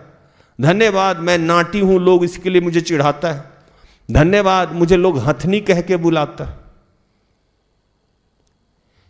कोई भी ऐसा पार्ट जिससे आप बहुत अपमानित महसूस कर रहे हैं अपने आप को, उसके लिए थैंक यू बोलिए उपवास के साथ। उसको बोलिए कि प्रभु ये जरूर तूने मुझे किसी वजह से दिया है, क्योंकि तुम तो सामर्थी हो। तुम तो इतने बड़े सामर्थी हो कि कभी भी कोई चीज मेरे जीवन से बदल सकते हो, फिर भी इसको नहीं बदला है। इसका मतलब कुछ ना कुछ भले के लिए है, कुछ ना कुछ ऐसा है जो मेरे समझ से बाहर है, और जो मेरे समझ के बाहर है वो मेरे लिए जीवन में बेहतर ही होगा। इसके लिए थैंक यू बोल रहा है। खुश होके थैंक यू बोल रहा है, दुखी होके नहीं। मैं आज तक ये नहीं समझ पाया कि मेरे बच्चे का देहांत कैसे हो गया। जब देहांती होना था तो आया क्यों, और मुझे उस दिन खुश होके थैंक यू बोलना पड़ा। आंखों में आंसू और होठों पे मुस्कान लेके थैंक यू बोलना पड़ा प्रभु को। ये दुर्बलता जो है ये तुम्हारी वजह से है। फादर का हाथ कटा, प्रभु ने उपवास कराया, बोला थैंक यू बोलो। कोर्ट केस हुआ, प्रभु ने कहा थैंक यू बोलो भाई। बिजनेस बार बार खराब हो जाता है, बार बार खराब हो जाता है, प्रभु बोल रहा है ये मेरी वजह से हो जाए। एक बार पूरा का पूरा एक बिल्डिंग बनाया था मैंने, वो गिर गया। एक बार साइड पे एक राजेश नाम का स्टाफ था, काम कर रहा था, उसके ऊपर बहुत भारी सामान गिरा, वो स्पॉट डेथ हो गया। क्या क्या नहीं घटा मेरे जीवन में। वो चाहता प्रभु तो हटा लेता, लेकिन प्रभु ने होने दिया, हटाया नहीं। हमारे और आपके जीवन में एक समस्या है, हम चाहते हैं कि हमारे जीवन में दुख रूपी समुद्र नहीं आए, और प्रभु चाहता है कि वो समुद्र आए और आपके सामने दो भाग में बटे, ताकि आप प्रभु की महिमा को देखें। बस इतना ही फर्क है आप में और आपके प्रभु में। आप चाहते हैं कि समस्या आए ही नहीं। आप सोचते हैं कि आपकी मम्मी काश कुछ दिन और रह जाती, पता नहीं क्यों चली गई। 2-4-5 साल और रह ही सकती थी, कम से कम मेरा बच्चा तो खिला ही सकती थी, मेरी शादी देख सकती थी, मेरा सेटलमेंट देख सकती थी, चली गई। ये सारे सवालों का जवाब पूरे पृथ्वी पे एक ही दे सकता है, जो देगा नहीं आपको। वो ये उचित नहीं समझता है कि हर चीज आपको बताया जाए। अगर सब कुछ वो बता ही दे तो फिर ईश्वर कैसा है। इसीलिए कहा कि जब पवित्र आत्मा आएगा तो तुम निरुत्तर हो जाओगे। पवित्र आत्मा के साथ जब बैठिएगा तो आंसर धीरे धीरे कम होने लगेगा आपके जीवन का। भूषण का विवाह पहले क्यों नहीं हुआ? ये जो जमीन है, जो इतनी बड़ी जमीन पे आज हम लोग काम करते हैं, ये जमीन 20 में ही क्यों मिला? 12 में भी तो खाली ही था भूषण भाई, उस समय भी तो मिल सकता था। क्यों सेवकाई 3 साल 4 साल वहां चला? क्यों वो सिस्टर एस्तर, वो जो सब सही, जो उनको नहीं सहना था, उन्होंने किसी का क्या बिगाड़ा था? वो सब सही, घर पे सही, वहां सही, हर जगह सही। क्यों ये सारे लोग जो आज टीम में 200-250 लोग इकट्ठे हैं, वो क्यों उसी समय इकट्ठा नहीं हो गया? क्यों उस समय जो लोग जुड़े वो सिस्टर एस्तर का साथ छोड़ के चले गए, बाद में जो जुड़ा वो रह गया? क्यों? क्यों अमित भाई पहले से नहीं जुड़े, कोरोना के बाद जुड़े? ये सारा सवाल आपके मन में भी चल रहा होगा कि मेरे ही जीवन में ऐसा क्यों हो रहा है, लेकिन इसका आंसर कोई कर नहीं सकता, कोई भी नहीं बता सकता है आपको। क्योंकि ये जीवन में जो समस्याएं हैं, दुर्बलताएं हैं, कमियां हैं, कुछ ना कुछ आपके जीवन में रख के ही रखेगा। और प्रभु कह रहा है कि वो मैंने रखा है, आपसे कैसे हट जाएगा? जैसे पौलुस को उसने कहा कि मैंने ये जान के रखा है ताकि वो तुमको बीच बीच में गुस्सा मारते रहे, तुम फूल नहीं जाओ, घमंडी नहीं हो जाओ। अभी तुम एक काम करो कि इस पे तुम खुश रहो, और धन्यवाद करो, क्योंकि इसी के माध्यम से मैं तुम्हारे जीवन में कुछ ऐसा करने वाला हूं जो तुम्हारी सोच से, समझ से परे है, जो अभी नहीं समझ में आएगा, जो बाद में समझ में आएगा। लाइक जिस दिन सिस्टर एस्तर की पिताजी का देहांत हुआ होगा 8 वर्षीय जीवन में, और वो लड़की बैरियल की तैयारी खुद ही कर रही होंगी, इधर जा रही होंगी, उधर जा रही होंगी, और घर में जो लोग थे वो लोग दारू पीने के लिए भट्टी में चले गए थे और इनविटेशन भी खुद ही दे रही थी। उस समय इनके मन में नहीं आ रहा होगा कि मेरे साथ ऐसा क्या हो रहा है, मैंने ऐसा क्या बिगाड़ दिया लोगों का। 8 साल की बच्ची कौन सा पाप की थी, है कि नहीं? दुर्बल, कमजोर, असहाय, कोई है नहीं गार्जियन के नाम पे। एक पिता का सहारा था, उसको भी ले लिया प्रभु ने। लेकिन आज वो सिस्टर एस्तर नहीं होती अगर उस समय, क्योंकि किसी भी सेवक को किसी भी काम के लिए अगर तैयार किया जाता है तो उसकी ट्रेनिंग उसी अवस्था में होती है। मेरे माध्यम से जो काम प्रभु ने करना है उसकी ट्रेनिंग मुझे बचपन से दी जा रही है। रश्मि के माध्यम से जो काम करना है उसकी ट्रेनिंग रश्मि को दी जा रही है। अब वो आगे भविष्य में कैसे, भविष्य के गर्भ में क्या छुपा है कौन जानता है, और प्रभु की ये तैयारी क्यों करा रहा है वो प्रभु जानता है। हम तो बस इतना जानते हैं कि प्रभु अन्यायी परमेश्वर नहीं है, कभी वो किसी के लिए बुरा नहीं करता है, वो जो करता है अच्छा करता है, और सिर्फ अच्छा ही करता है। आप उसको अपने कैलकुलेशन से कैलकुलेट करते हो, इसलिए उसको बुरा लगता है, क्योंकि आपकी चाहत ये है, ये पूरी हो जाती तो आप समझते कि प्रभु अच्छा है, लेकिन प्रभु की ये चाहत नहीं है, इसलिए आपको लगता है कि ये गलत है। और आपके सोच से, इसीलिए उसने लिखा कि मैं तुम्हारे लिए निर्धारित योजना जानता हूं जो तुम्हारे हित का है, अनहित का नहीं है। वो जानता है कि आपके जीवन के लिए उचित क्या है, अनुचित क्या है, किस समय आपको कष्ट में रहना है, किस समय आपको बीमारी में रहना है, किस समय आपको समस्या में रहना है, ये उसने तय कर रखा है, और इसका लाभ होगा आपको आने वाले समय में। इससे क्या लाभ होगा ये वही जानता है। आपको कुछ नहीं करना, आपको प्रभु को पकड़ के चलना है, और जीवन में जो दुर्बलताएं हैं, जो कष्ट है, उसमें भी खुश रहने का आदत डालना होगा। जब आप खुश रहने का आदत डालिएगा तो प्रभु को यह बात अच्छी लगेगी। क्यों अच्छी लगेगी? तो प्रभु को लगेगा ये बच्चा या ये लड़का या लड़की मेरे ऊपर ट्रस्ट कर रहा है, इसीलिए मैं इसको जिस अवस्था में रख रहा हूं उसी में खुश है। खुशी इस बात को जाहिर करता है कि हम सब ट्रस्ट करते हैं ईश्वर पे। खुशी इस बात को जाहिर करता है कि उसने जो हमें दिया है, जिस अवस्था में दिया है, हम बिलीव करते हैं कि वो हमारे लिए बेहतर सोचता है। इसलिए प्रभु ने कहा कि खुश रहिए उस समय, जो भी आपके जीवन की समस्याएं हैं, जो भी आपके जीवन की कष्ट है, और आपका कष्ट इतना बड़ा नहीं है जितना आपने सोच रखा है। इसलिए मैंने पौलुस को के बारे में समझाया है। आपके पहले जितने महान सेवक हुए हैं, जितने बड़े बड़े लोग हुए हैं, या जितने बड़े बड़े पद पे गए हैं लोग, वो सब आपसे ज्यादा कष्ट भोग के गए। अब एक सांसारिक बात मैं बताऊं आपको। कलाम साहब हमारे आदरणीय कलाम साहब, जो हमारे देश के राष्ट्रपति भी रह चुके हैं, उनके बारे में मैं बात कर रहा हूं। उनको पायलट बनने का मन था। हुसैन भाई, क्या रश्मि सही बोल रहा ना? पायलट बनने का मन था। पढ़ने के लिए पैसा तो था नहीं, तो उनके किसी रिलेटिव ने बहुत ध्यान से अपना जेवर बेच के उनको पैसा दिया, और एयरफोर्स में वो सिलेक्शन के लिए गए थे। क्योंकि एयरफोर्स में अगर सिलेक्शन हो जाता तो पायलट सिखाने के लिए अलग से उनको नहीं सीखना पड़ता, प्राइवेट ट्रेनिंग के लिए बहुत पैसा लगता। सिलेक्शन नहीं हुआ, सुसाइड करने जा रहे थे।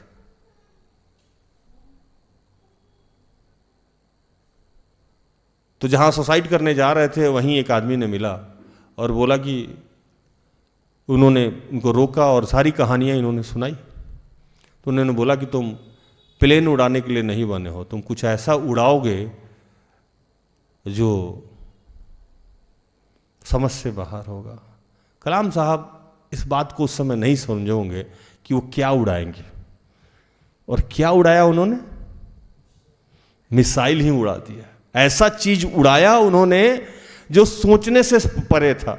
कोई सोच भी नहीं सकता था कि हिंदुस्तान अपना मिसाइल बनाएगा और कलाम साहब के माध्यम से बनेगा, वो उड़ेगा और पूरा विश्व हिंदुस्तान को सलाम करेगा। कलाम साहब अगर उस दिन पायलट बन जाते तो परमाणु मैन नहीं बनते, अणु मैन नहीं बनते, मिसाइल मैन नहीं बनते और भारत के राष्ट्रपति नहीं बनते। आज आपके जीवन में जो दुर्बलता है, समस्या है, मैं इसीलिए सेवक से हट के अलग गया। ये सिर्फ सेवक की बात नहीं है। अगर यूसुफ उस दिन अपने भाई के द्वारा बेचा नहीं जाता तो फिरौन के अंडर का सेकंड कमांडेंट इन चीफ नहीं बनता, वो अपने घर में ही रहता, बकरी बकरी चराता, भेड़ वेड़ चराता। मेरे जीवन में अगर समस्या नहीं आता, केस नहीं आता, तो शायद मैं रांची नहीं आता, अपने ही शहर में रहता। तो फिर आप ये आवाज नहीं सुनते। हर आदमी के जीवन में कुछ ना कुछ ऐसी घटनाएं घटती है, कुछ ना कुछ ऐसी बातें होती है। उस समय उसको बुरा जरूर लगता है कि ये दुर्बलता, ये कमजोरी, ये समस्या मेरे जीवन से जा क्यों नहीं रही है। लेकिन प्रभु कह रहा है कि नहीं, आप बिलीव करो और उसमें भी विश्वास करो कि ये आपके बेहतरी के लिए है। खुश रहिए। खुश रहना यह समझाता है कि आप, जिसने आपको उस अवस्था में डाला है, उस पर आप विश्वास करते हैं, उस अवस्था को एक्सेप्ट करते हैं। इसको खुश रहना दर्शाता है। तो प्रभु आज आपको समझा रहा है कि आपके जीवन में जो भी समस्या है, जो भी दुर्बलता है, जो भी कष्ट है, उसके लिए खुश रहिए और बिलीव कीजिए कि इसके माध्यम से कुछ ना कुछ ऐसा होने वाला है जो आपके समझ से बड़ा है। आप, हो सकता है कि हवाई जहाज उड़ाने के लिए नहीं, मिसाइल उड़ाने के लिए बने हुए, है ना। तो प्रभु इन सारे वचनों से आप सबको और मुझे भी आशीषित करे। आमीन। आइए हम आखिरी प्रार्थना में जाएं।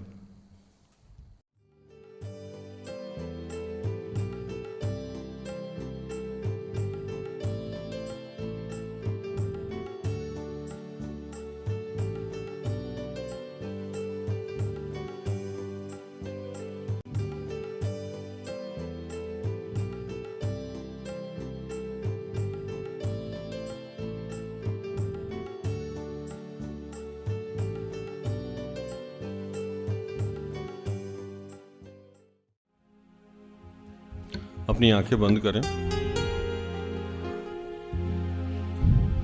और प्रभु से कहें कि प्रभु,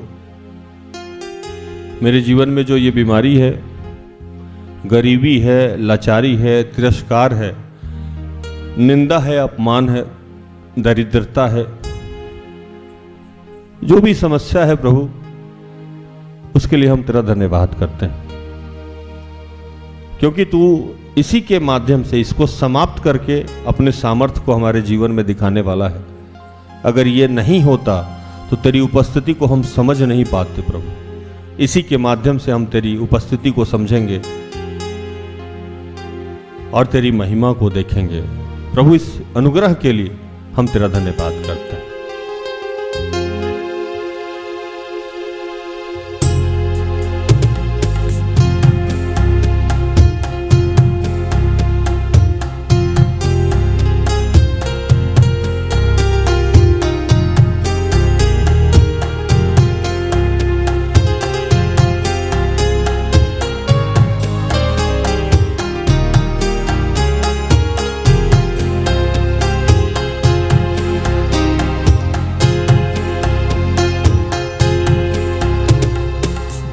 तो जीवन साथी है, दुख में महिमा छाई है।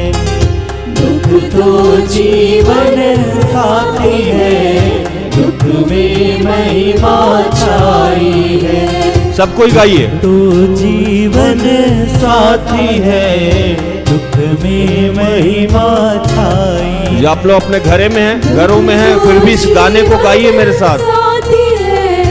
दुख में महिमा छाई है।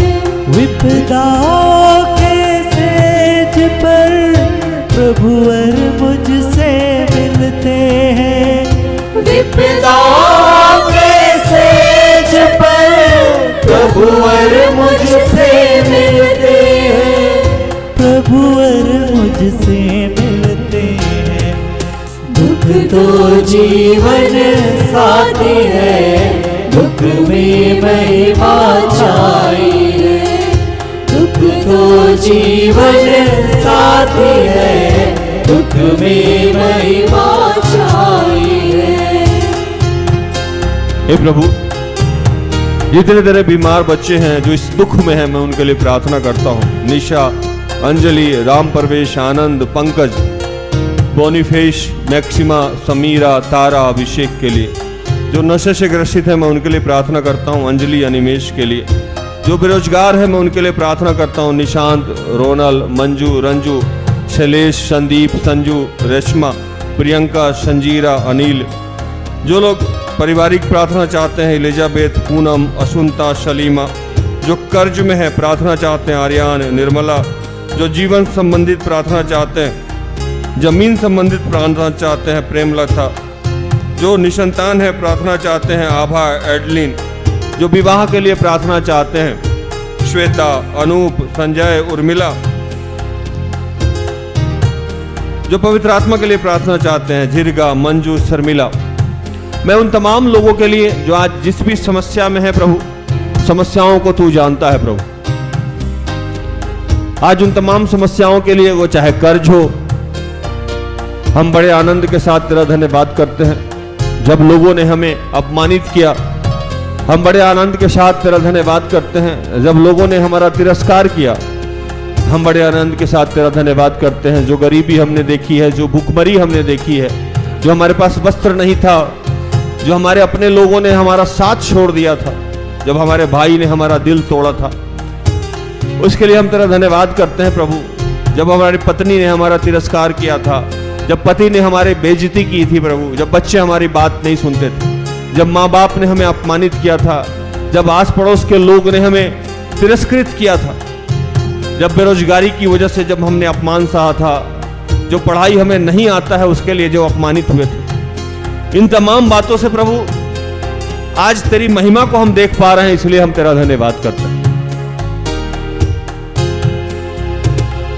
जब दिल टूटे पीड़ा से, आशा का सूरज डूबे, प्रभु का पावन वचन मिले, मत डर मैं हूँ साथ तेरे। जब दिल टूटे पीड़ा से, आशा का सूरज डूबे, प्रभु का पावन वचन मिले, मत डर मैं हूँ साथ तेरे। मत डर मैं हूँ साथ तेरे। दुख तो जीवन साथी है, दुख में महिमा छाई है। दुख तो जीवन साथी है, दुख में महिमा छाई है। हे पिता, पूरे विश्व को तेरे हाथों में समर्पित करते हैं प्रभु। हम सबके जीवन में जितनी भी समस्याएं हैं वो तू जानता है पिता। हम धन्यवाद करते हैं सिस्टर एस्थर के लिए, ऐसे दास दासी प्रभु जहां हैं उनके जीवन में जो भी समस्याएं हैं, ऐसे फादर, पादरी, प्रिस्ट, मैं धन्यवाद करता हूं फादर अनिल देव जी के लिए, मैं जोएश मेयर के लिए, जोएस ज्वालिस्टीन के लिए, प्रिंस जोसेफ के लिए, मैं अशोक मार्टिन के लिए, भाई अशोक मार्टिन के लिए तुझसे प्रार्थना करता हूँ। मैं उन तमाम लोगों के लिए प्रार्थना करता हूँ जो जिस रूप से भी सेवकाई कर रहे हैं प्रभु। उनके जीवन में जो भी दुर्बलताएं हैं, जो भी कमियां हैं, जो भी समस्याएं हैं, वो सब तू जानता है प्रभु। और आज के दिन तू वो महिमा के लिए इस्तेमाल कर रहा है, तेरा धन्यवाद करते हैं। गम का बादल छाया था, मन मेरा घबराया था, प्रभु यीशु की बाहों का मुझको मिला सहारा था। गम का बादल छाया था, मन मेरा घबराया था, प्रभु यीशु की बाहों का मुझको मिला सहारा था।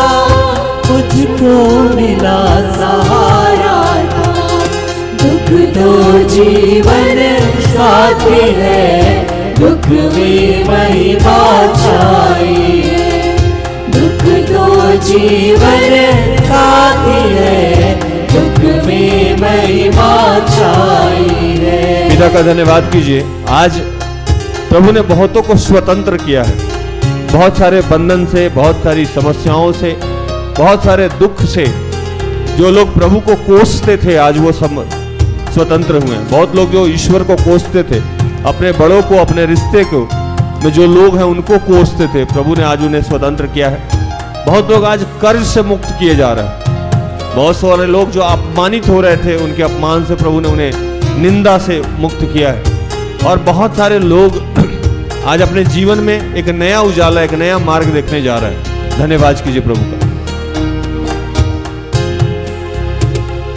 अग्नि में सोना तपता, भट्टी में बर्तन पकता, दुख की भट्टी में सबका होता है भक्ति का माँ। अग्नि में सोना तपता, भट्टी में बर्तन पकता, दुख की भट्टी में सबका होता है भक्ति का माँ, होता है भक्ति का माँ। दुख तो जीवन साथी है, दुख में महिमा छाई है। दुख तो जीवन साथी है, दुख में महिमा छाई है। हे पिता, जितने भी वैवाहिक कार्यक्रम है उसको तेरे हाथों में समर्पित करते हैं। और प्रभु आज तुझसे एक नया सामर्थ्य मांगते हैं कि प्रभु इस दुर्बलता में भी हम खुश रह सके, आनंदित रह सके और तेरे महिमा की प्रतीक्षा कर सके। पूरे विश्व को तेरे हाथों में समर्पित करते हैं और इन तमाम प्रार्थना को प्रभु यीशु के जीवित और पवित्र नाम से मांगते हैं। दया से सुन और स्वर्ग में विराज में ग्रहण कर। आमीन। तो धन्यवाद। प्रभु आप सबको आशीष दे। आशा करते हैं कि आज की प्रार्थना से, आराधना से, वचनों की उद्घोषणा और अंतिम प्रार्थना से प्रभु ने आप सबको स्पर्श किया होगा। तो आज के लिए इतना ही। कल हमारी आपकी फिर से मुलाकात हो जाएगी। तब तक के लिए स्वस्थ रहें, सुरक्षित रहें, सरकारी नियमों का पालन करें, प्रभु के आदेश का पालन करें। जैसे मैं रोज कहता हूँ कि हम सब में बहुत सारी दुर्बलताएं हैं, कृपया हमें क्षमा करो और हमारे लिए प्रार्थना करें। प्रार्थना होता परिवार, अगर आपके किसी भी काम है तो कृपया हमें संपर्क करें। हम सब अपने आप को धन्य समझेंगे। प्रभु आपको आशीष दे। जय यीशु, यीशु सहाय। Praise the lord. Good night, good bye. सारे दिल से, सारे मन से तेरी आराधना मैं करूं, तेरी आराधना मैं करूं। सारे दिल से, सारे मन से तेरी आराधना मैं करूं, तेरी आराधना मैं करूं।